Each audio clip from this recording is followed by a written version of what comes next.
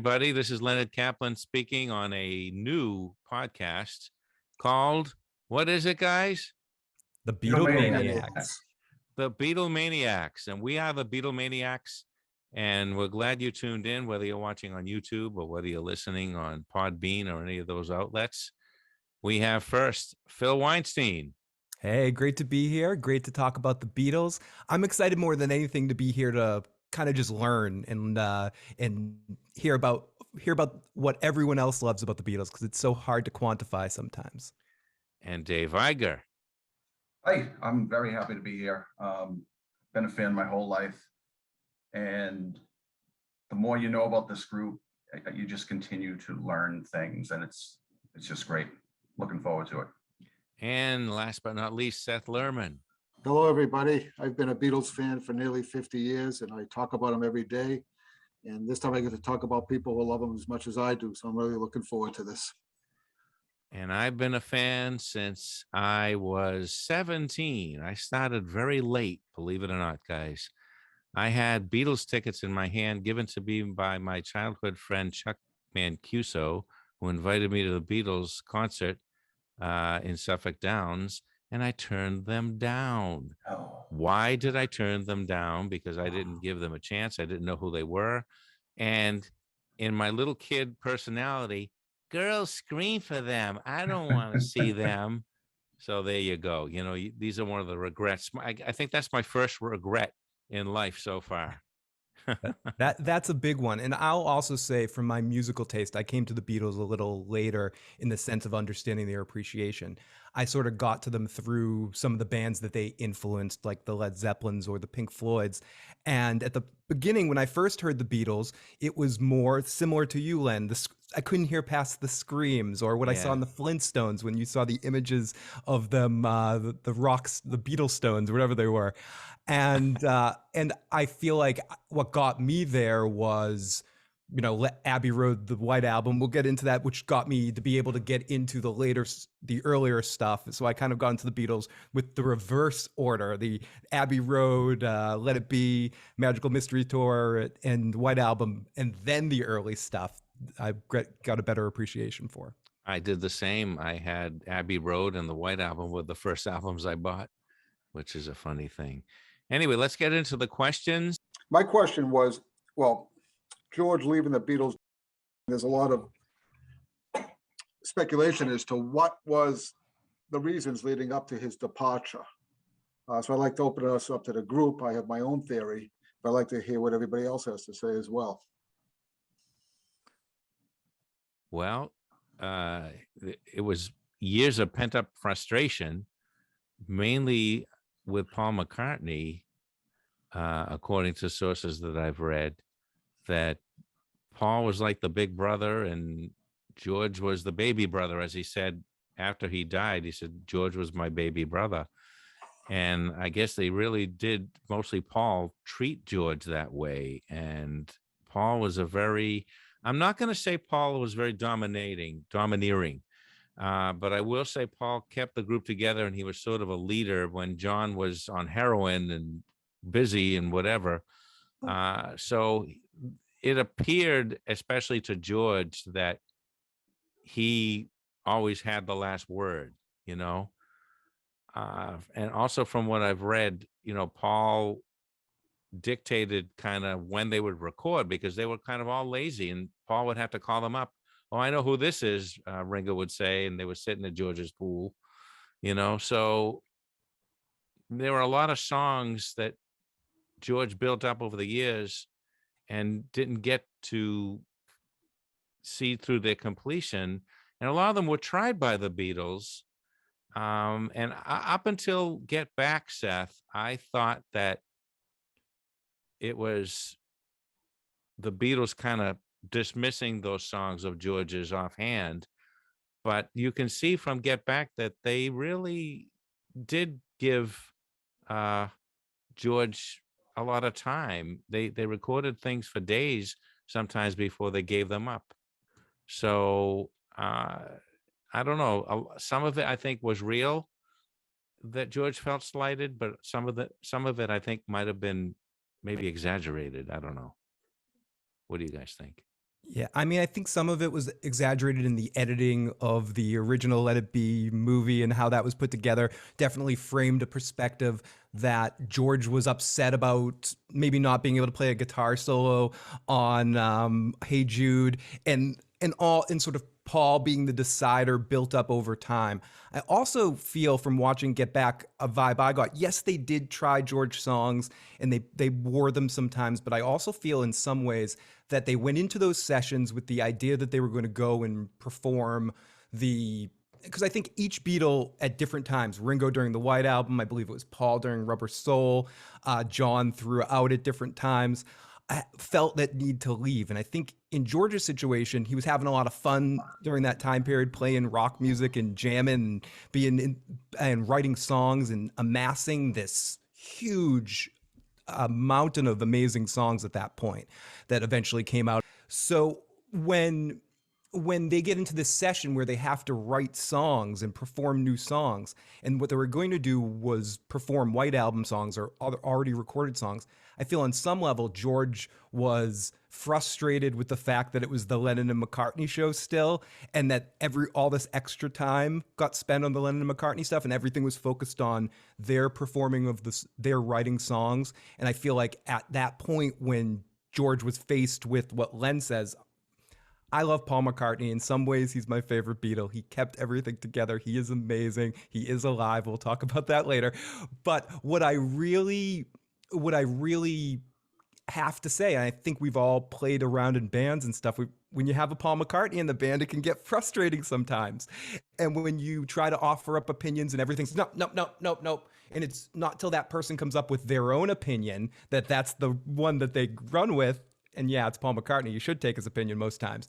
But I think that grew to George's frustration in that moment. And he was just like, I'm not having fun here. I'm done. It's time for me to get mine like Ringo got in the White Album. Give me my flowers. So I think that was some part of in my feel, of what happened there. I also feel that, you look at their career, the first half of their career, he didn't really write. So, I mean, trying to write with Lennon and McCartney, I mean, think about, he must have been intimidated, and, I think the bottom line is in the Get Back movie, I don't think he was having fun. And I literally think he just decided, you know what, this isn't fun right now. And I'm just going to take a break and, see what happens.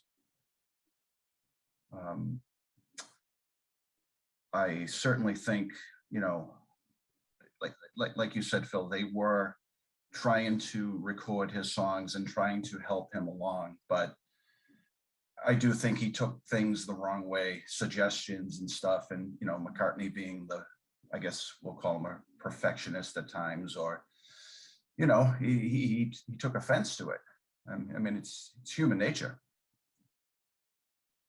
I think one of the things about George, I think that started maybe in the Pepper sessions, because I remember reading in several different places that George didn't really appear much at the Sgt. Pepper sessions. He was distant from the group. And then they took the trip to India before the White Album. And he mentioned many times he didn't want to come back from that 2 months that he and John stayed there. I think they stayed 3 months. I think Paul left a month before them, and Ringo only stayed a few weeks because he was a problem with the food. And there was an interview I read with George where he said that when they were making the plans for Get Back, he was a little bit excited about it, but then he said it soon appeared that it was going to be another winter of discontent with the Beatles. So that might have resulted from the White Album, where they were all doing things in different studios. And I think all 4 of them in the studio at the same time caused a lot of tension. I've read that multiple occasions. I think they've admitted it themselves. So like you all said, I think this is something that was a multiple things that were festering. I do believe it was the greatest way to walk out of a band or out of a job. I think I'll be going now. I'll be leaving the band. I thought, wow. So, place an ad in NME and get a new player. I mean, that was so as a matter of fact. And they just kept jamming. Yeah. What I remember, right? Wasn't that when they were jamming with? Yep. And so I wonder, did they take it serious? Did it happen before? And we just, like you said, I think Len, you had said that they at times everybody had left. Yeah. Maybe it was just, here we go again. Let's keep going. What's so funny about that, and just to show the John Lennon's personality perfect, was his immediate reaction to that, turning to the camera and go, "It's time to get Eric Clapton." It was just such a funny encompassing of John's acerbic personality right there in that one comment. He didn't really mean it, but he kind of meant it in a weird way. Like, let's bring him in again. He worked, and that's something you were saying about the four of them in the room. I think through those sessions, this is a repeated cliche, but it's true. When Billy Preston was there or Clapton was in there during When My Guitar Gently Weeps, it took away some of the tension. All the other people that were there, and we'll get to some of them later, they were there so long, it was white noise behind them to a certain extent, so they weren't on their best behavior. But when Billy Preston was there, they all wanted to hang with Billy, and I think that made it more fun for George when Billy was there as well. If I could say one more thing about George leaving, I'm so grateful for Michael Lindsay Hogg to plant the microphone in the plant. So when Paul and John wandered off to have a private conversation, we were able to hear the two of them. And Lennon was saying, this has been building for years. This frustration's been building for a long time.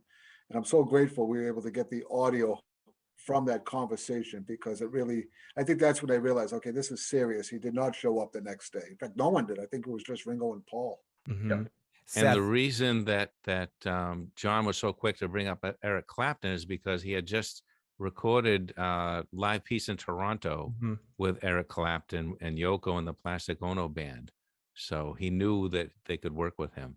Oh, I did not know that. And Yeah. Seth, to your point about that hidden microphone, it was really amazing to hear that conversation between John and Paul. We'll talk more about this probably at a later time, but I feel like that was one of the best moments in the Get Back documentary altogether that showed the true dynamic between John and Paul at that point, not the false narrative of them disliking each other and not being partners. John, and hearing John say those things that people always assume, because I wasn't, I needed to take a back, as Len alluded to earlier, because of his drug use, because of his whatever, taking a step back from leadership roles. You're keeping this going, and hearing how raw they talk to each other, you can tell when they're roughing each other, they know the other one can handle it. That's almost part of the way that they show love. And I feel like that also contributed to George, because, and I mean this as a compliment, not an insult, George was definitely sensitive, more sensitive to criticism, more sensitive to cheekiness. And when he's trying to work on a project, because, I'm presenting this to you guys. And when they're their usual, hey, with it, it's hard for someone like George, I think. Well, later on, when George wrote his autobiography and John was still alive, it was 1979 when that came out, he left John out almost completely because he was still hurting by how he treated him sometimes. So, I'm going to retract a little bit of what I said earlier, that it was mostly Paul that George was bugged with. I think, the whole Lennon-McCartney team, that sheer numbers of Lennon-McCartney songs, Lennon-McCartney bantering, and Lennon-McCartney everything, the numbers were against George. Ringo couldn't hold his own. He wasn't a co-writer or anything like that, so it wasn't equal at all. I thought about this one a few weeks ago, and when you ask somebody what's their favorite Beatles album, you typically hear Abbey Road, Revolver, Sgt. Pepper, Rubber Soul. Probably in my life, I've probably gone between the four of them as being my favorites one time or another. But I recently started thinking about Magical Mystery Tour. And when you look at the songs on that album, I really think that it's probably one of the most underrated Beatles albums of all time. Why do I feel that way? Well, start with Magical Mystery Tour. I mean, it's the title of the movie. It was not successful. But there was that spot in the anthology where Paul was talking about, was it Spielberg? Did he, something about, was it in film class? Or he went to film class and in college, and the instructor had been talking about that. or I believe so. so I guess that's one reason. But Fool on the Hill, probably one of my favorites by McCartney, and there's a story of the guy on Sirius XM, Peter Asher. Mhm. All had lived with his family on I think they lived on Wimple Street, and he just tells a story about Paul sitting in the living room at their piano playing Fool on the Hill, and as he's playing along, he's like, this is where the recorder's going to go, and when I guess he had that talent of being able to hear a song, the way he expects it to sound before actually creating it. Len, I know you're not a fan of Penny Lane, but You remember that? when you Google, Paul McCartney's best songs, right? That's probably going to be one of them, historically.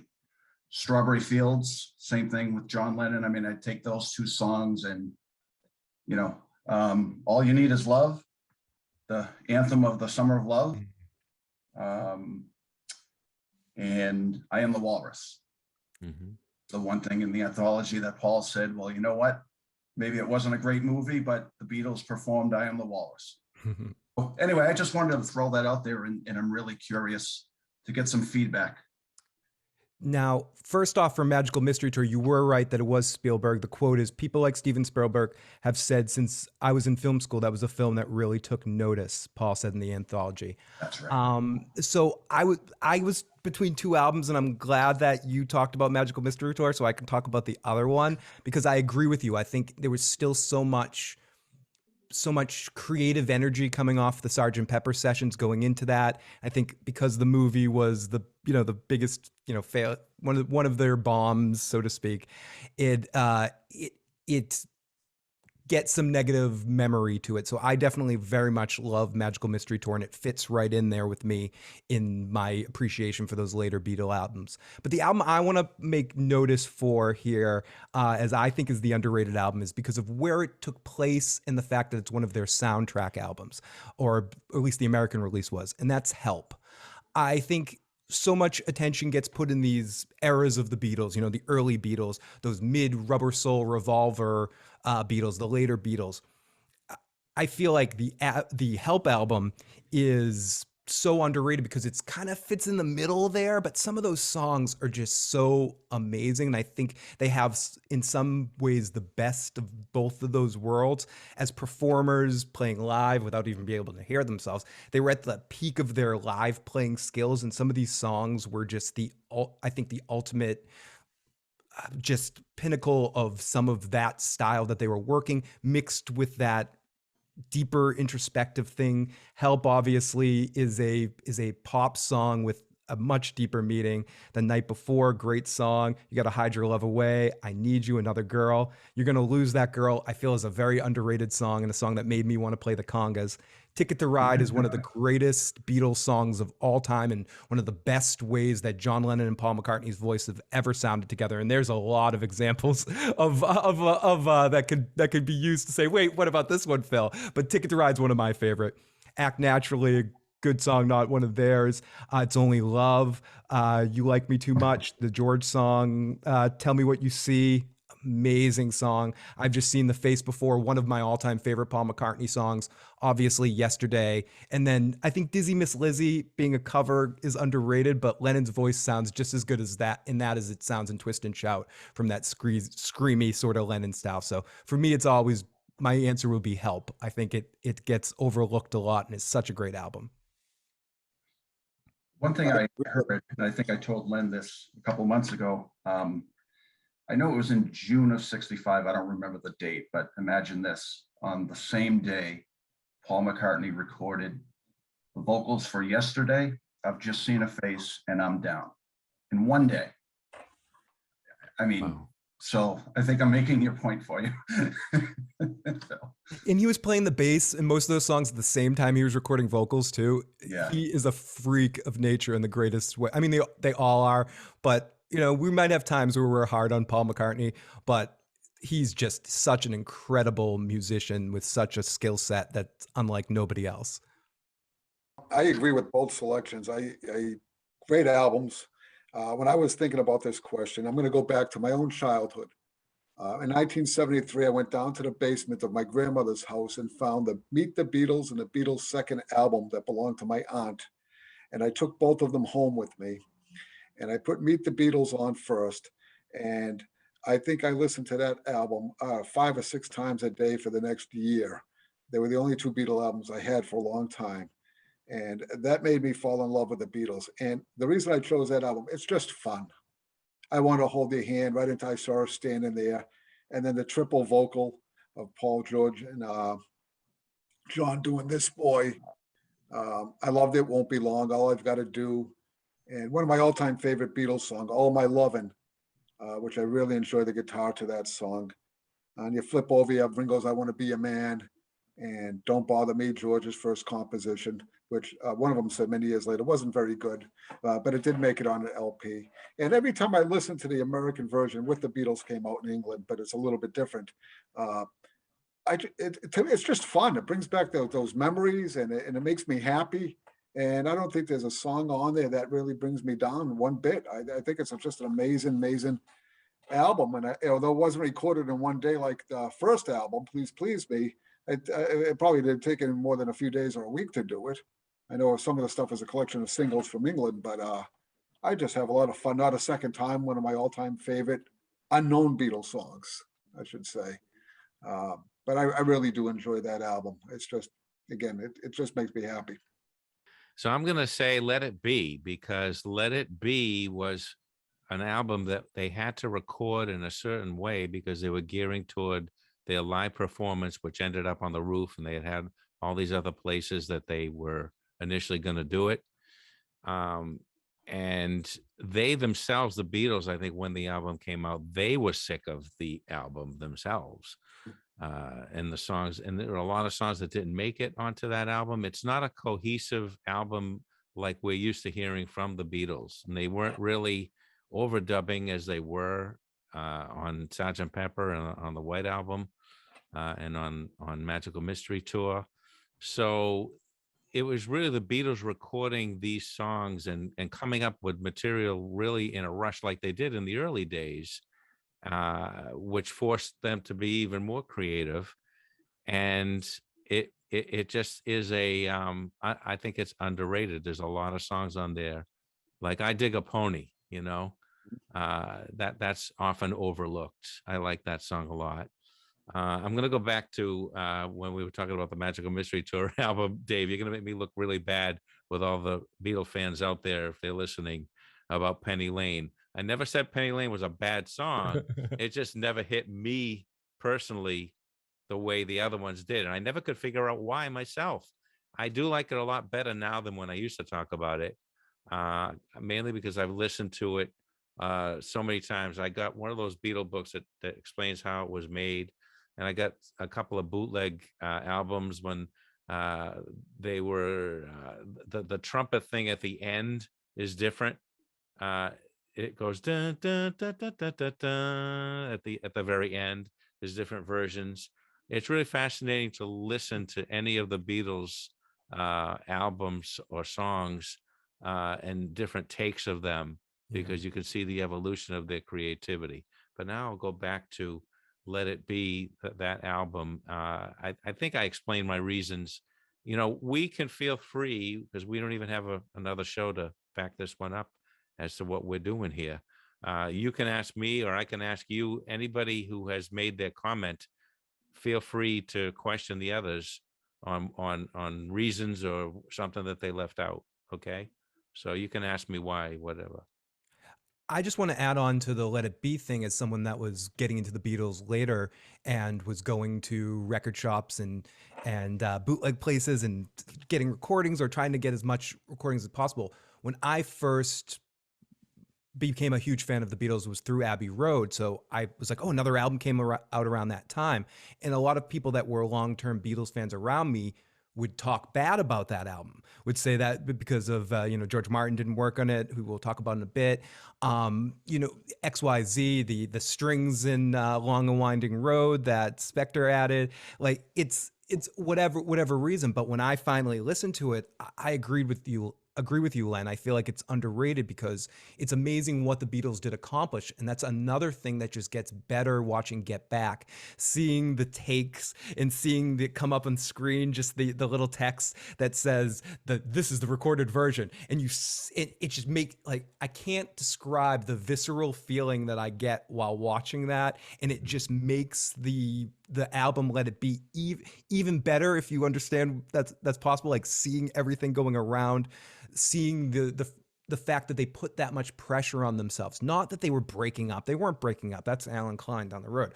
Like at this point, they were just tense with each other, and there was a lot of added tension onto that because they were being forced or self-forced to perform in that way again, Len, in that way with the four of them live, putting out those takes. And getting back to George's complaints, he complained bitterly about recording that way, if you remember from the movie. So, yeah. The one part I love in the movie, and I'm glad it was there, was the Paul on the bass with George barely awake, Ringo sitting next to him, and within 1 minute came up with Get Back.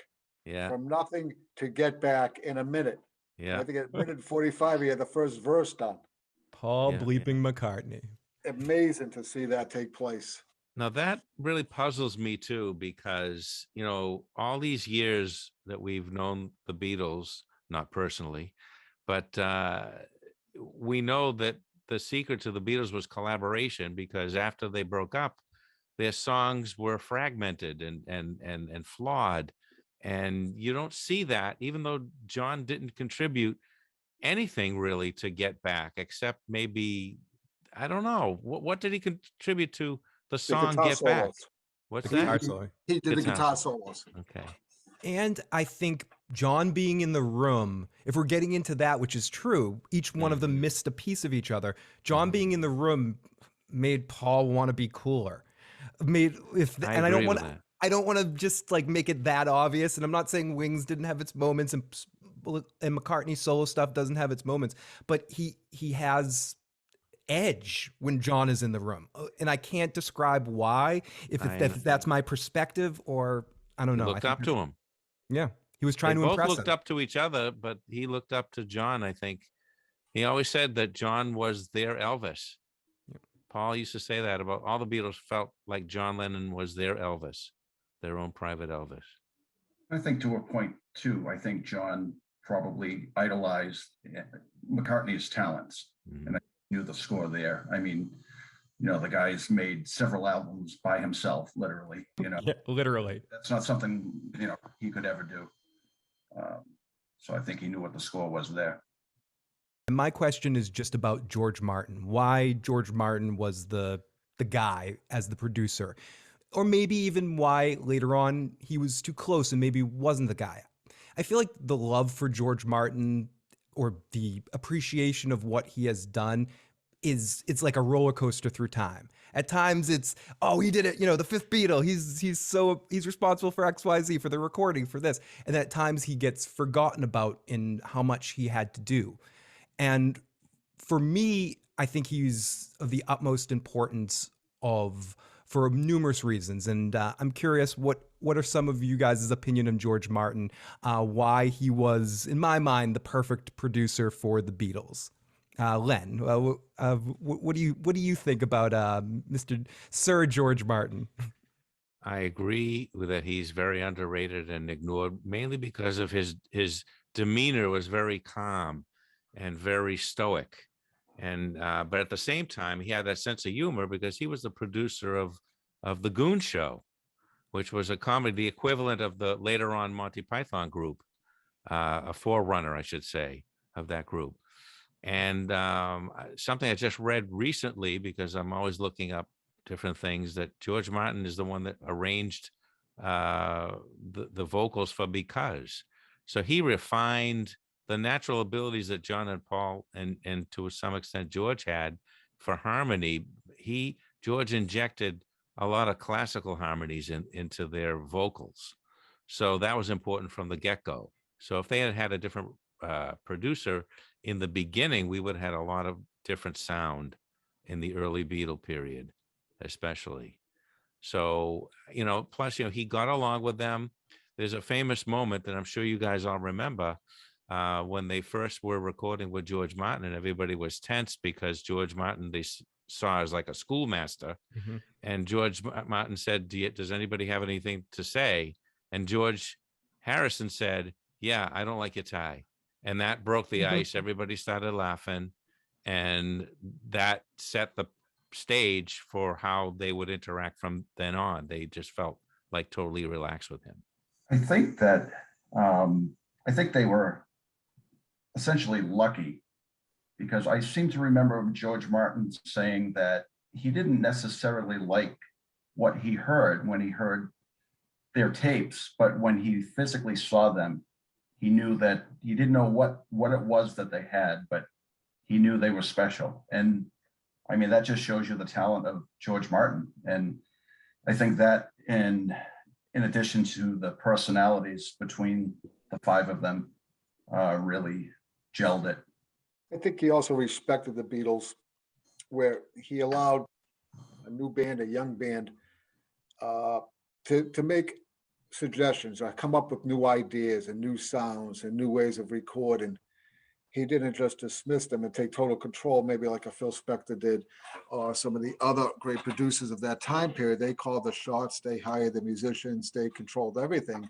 And George, I think, allowed the Beatles the freedom to make suggestions. And I think he said he couldn't come up with any more ideas. They kept coming to him. What can we put on this? What can we do different on this? What can we do different on this? And it's amazing when you see the growth from the Please Please Me up through the Abbey Road, how far they actually grew in 8 years of recording. It wasn't a real long time. It was just 8 years and the growth they made. And I think a large part of that has to do with George Martin and them respecting George and him respecting the Beatles as well. I know it fell apart a little bit at the end, but that's bound to happen in any type of relationship. And I'm glad to see that his son Giles is carrying the torch forward and doing some amazing things, especially with the Love soundtrack for that Beatles Cirque du Soleil show. Ironically, I remember reading once that George Harrison's big complaint was he didn't get enough, attention from George Martin. And the last set that George Martin did or conducted was the strings for Why My Guitar Gently Weeps for the Cirque du Soleil. I can't say that word. The Cirque show in Vegas. I'll leave it at that, which is ironic in itself. And George Martin, you guys all made some amazing points, and I might reiterate some of it. He just was the perfect guy for that personality. He gave them the rope that they didn't hang themselves on, but he gave them the rope. If it was another producer of the time, they probably would have pushed more covers, would have heard "Love Me Do," or wouldn't have never even let them do "Love Me Do." There was a point where he sort of made a decision to go with that or a cover that he had, and he said, "Okay, I'll go with that." But he also knew at that point when to tell them no, and throughout when they listened to him, he knew when to do that. And you can hear it on the anthology takes, where it's like he knew how to get into their rhythm of banter and go off them, and especially with John and Paul. And I think another huge thing of why he was the right person, he didn't force his opinions or his style necessarily on either Beatle. He saw that Paul was very much a do-it-himself kind of guy, and then over time he really gave Paul the space to be able to control a session and produce himself. And where John often would come to him and be like, create carnival sounds for the benefit of Mr. Kite. Do your stuff and let me come in here and play my song over it, and we'll do some awesome stuff. And that's where his musicianship as well. I think it helped that they all could see very early on they could respect him as a musician, and things that he added in My Life is an underrated George Martin stuff with him speeding things up, knowing he couldn't play it, so he sped things up. So he got into that creative explosion sort of stuff too, and was allowed himself to change and grow with the Beatles. And yes, it got a little hinky later on because they got, just like anything, they did have a sort of parental look up to your sort of vibe with them. They wanted to bust out on their own. But I think he ultimately was the right person, because you see when they came back for Let It Be, he was the guy that recorded it. And if we're going to play the what if game a lot here. If what happened to John Lennon didn't happen to John Lennon and they got back together in the late 80s, early 90s, like they probably would have, George Martin would have been there recording it and it would have still had that feel. So that's why I always think George Martin was not just the right guy in the right place. He was just the right guy for the Beatles. And that's another element of maybe they're sounding a little different after the fact. He knew how to capture their voices. And as you said, with like arranging their voices and put them in the right place to make their own magic. But he had that ability to get in the way when he had to and get out of the way when he had to as well. So lots of love to George Martin. I'm glad thank you guys for indulging me in my George Martin love here for this topic. In the Get Back movie, I was very surprised, I don't know about you guys, to see George Martin a number of times in there, because all these years you've been saying, oh, George Martin wasn't there. We even said it earlier in this show. So do any of you guys have a theory what was going on? Like, what did George Martin contribute to Let It Be? I just want to add one thing, but I think the Magic Alex thing probably threw him off a lot. And I think he helped build the studio and he helped still produce songs. But when it came down to everything, he was taking a break from like sitting behind the board and was off doing other projects as well. And I think when it came to the mixing of the record, that's where we get into the specter of it all. Very good pun there. Pun intended. Pun intended. I think they challenged each other, and like you said, they knew the right buttons to push. I did find it interesting. Not sure when it was, but I watched an interview with George Martin a couple of weeks ago when he was talking about meeting up with John Lennon in the 70s. And he had basically said what they recorded was crap. And, George Martin was naming songs. He said, even Strawberry Fields, I would, do it differently now. And I mean, that's John, I guess, but.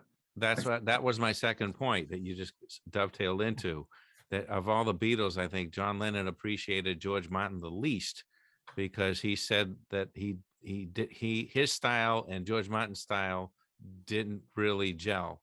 But you can't see that in the results, that's for sure. That's another thing that kind of puzzles me. Ask John on Tuesday, he'll give a different answer. Yeah, that's true. But I do agree with you in that sense that Paul appreciated the orchestration stuff, as you hear a lot of the actual narrative of the Abbey Road thing, where the second half of the album, I've heard John talk about it, and he's not as impressed as I am or everyone else is with the end with the way that all the album. It's just a bunch of bits we had together that George orchestrated. So I agree with you. John does have sort of but I almost think that's how John. I don't know. We could examine that at a different time. I almost think John bottoms compliments, like when he's whatever about someone, that shows how much he actually does care about them. And one other thing about George Martin I wanted to mention before we move on, is that I meant to mention earlier. He had a very excellent working relationship with Brian Epstein. And I don't think every other producer would have necessarily had that good of a relationship with the manager to keep sort of everything separate in the way that they did. And they had mutual respect and admiration and friendship for each other. And that helped the whole process along as well, with making sure that everyone was on the same page with presenting the Beatles. One last thing. There's so many last things you can say about George Martin, but if you want to hear what George Martin contributed to the Beatles, listen to his contributions to the Paul McCartney albums. After Paul did not work with him anymore, if you listen to Band on the Run, Red Rose Speedway, Ram, no George Martin there, okay? And Paul had settled into like a weird drum sound that he had, like a blunt drum sound, which I found very annoying, that George Martin wouldn't have. That's just one aspect. All the instruments seemed kind of blunted to me. I don't know if you guys caught that. But when he did work with George Martin again, like on Live and Let Die could have been a Beatles single. That is like one of the few songs that could have been a Beatles single, in my humble opinion, And when he did the Tug of War album, that, that was pretty close too. I mean, you could still feel John's absence there, obviously, and Pipes of Peace, but just listen to the clarity and the brilliance of some of the sounds that come out when George Martin works on them. Add one more item, and going back to the relationship between George Martin and John Lennon. John Lennon was the only one that never employed George Martin as a producer following the split of the Beatles. Ringo, George did on a couple of songs, and Paul did on multiple, but John never did. So maybe there's some truth to what we were talking about earlier, what was being talked about earlier with the relationship between them and not really being a perfect fit. So. All right, let's move on to another question. I think we've really given George Martin a lot of good time here. Too bad he's not here to appreciate it, huh? He would. Do we have any more?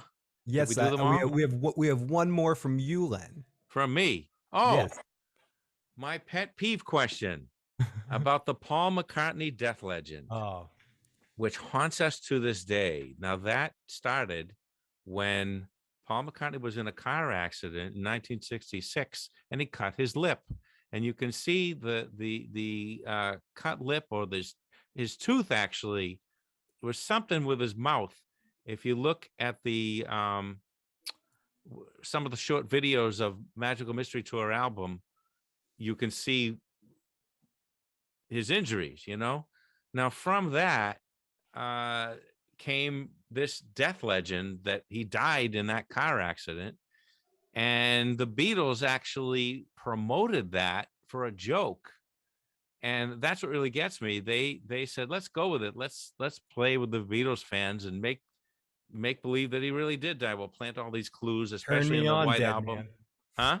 I just said, turn me on, Dead Man. All those clues, and then the fans did the rest with all the the hand over his head and the grave and walking across the street barefoot on Abbey Road and all that stuff, until over the decades, it's turned into this monstrous, ridiculous conspiracy theory that a man named Billy Shears took Paul's place. And the Beatles fans that believe in this nonsense refer to Paul McCartney after 1966 as Faul, F-A-U-L. If you ever watch these YouTube videos that talk about this subject, they're maddening, and you can't reason with these people or respond to them. They're like locusts, and they jump on you. And it's just, it's a joke that, it bothers me, but it doesn't seem to bother Paul or Ringo. I guess they know. I mean, it's them. It shouldn't bother me, but I don't know. It just bothers me. Pet peeve. Did you guys hear the story about Life magazine trying to interview Paul to get his comment? I think it was in 1969, and he was in Scotland at his farm, and they actually went onto his property and pissed him off, and he started, doing whatever he was doing. And the comment was the pictures of him were very unflattering. So then he decided to invite them in. He did a Life magazine interview in exchange for the negatives that were taken. And to this day, don't know where those are, but we'll probably never see them. I heard about that. I read that too. I think it also is a little bit of a pet peeve to me, in the sense of, I heard about that, I think, before I even heard the Beatles, except for Twist and Shout or something. Like, it was like, even as a little kid, I remember hearing about that very, very early on, let alone, okay. And I know I don't want to indulge this with too much stuff, because I agree, Len, and I know similar subjects where there are these obvious things and you try to get into arguments, but you don't know.